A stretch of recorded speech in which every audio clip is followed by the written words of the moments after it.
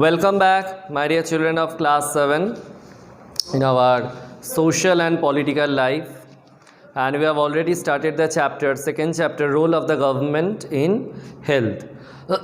Sorry, you already know that your exam, that means examination, it will be held.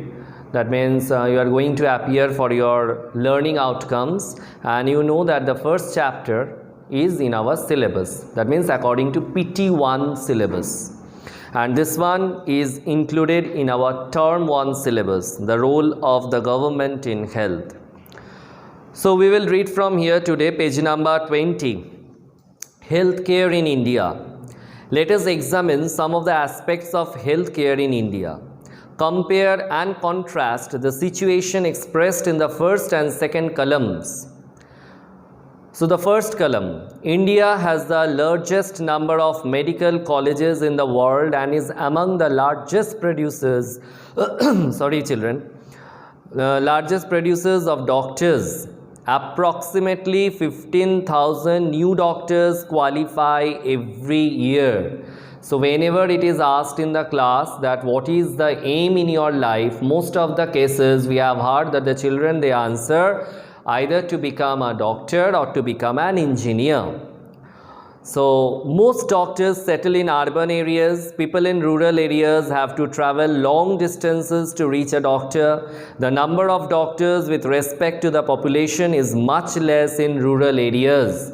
It's quite true if you go to if you are living in Bardhaman, Purbo Bardhaman, and if you are just living in the city only, if you go to Khoshbagan, this area, every day you will find that so many people, they have come from the villages, that means they have come from the rural areas for the treatment, because the treatment which is available in their places, that means in their villages or in the places where they live, that means the rural areas, it's not at all appropriate, it's not at all quite just what to say, it is not possible for them to rely upon the treatment that is given or that they get from their rural areas. Healthcare facilities have grown substantially over the years. In 1950, there were only 2,717 hospitals in India. In 1991, there were 11,174 hospitals, and in 2000, the number grew to 18,218. But in contrast, what we can find, about 5 lakh people die from tuberculosis every year, which is commonly or shortly known as TB.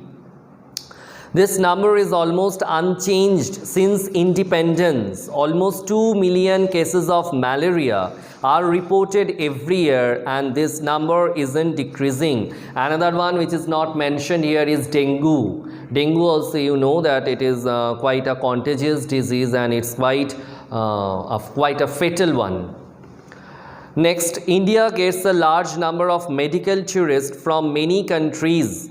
They come for treatment in some of the hospitals in India that compare with the best in the world. The picture is quite common if you go to Chennai or if you go to Bengaluru.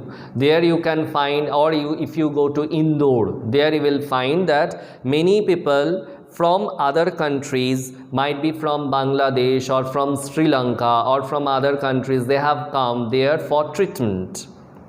We are not able to provide clean drinking water to all. 20% of all communicable diseases are waterborne, that means they are carried by water only. For example, diarrhea, worms, hepatitis, etc.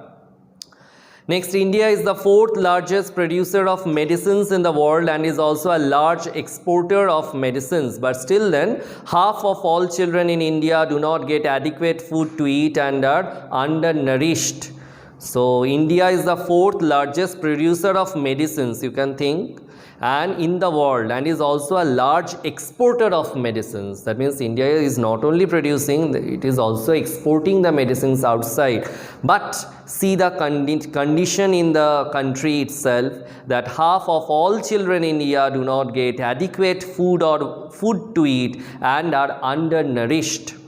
So in order to prevent and treat illnesses, we need appropriate healthcare facilities such as health centers, hospitals, laboratories for testing, ambulance services, blood banks, etc. that can provide the required care and services that patients need. In order to run such facilities, we need health workers, nurses, qualified doctors and other health professionals who can advise, diagnose and treat illness. We also need the medicines and equipment that are necessary for treating patients. These facilities are required to take care of us.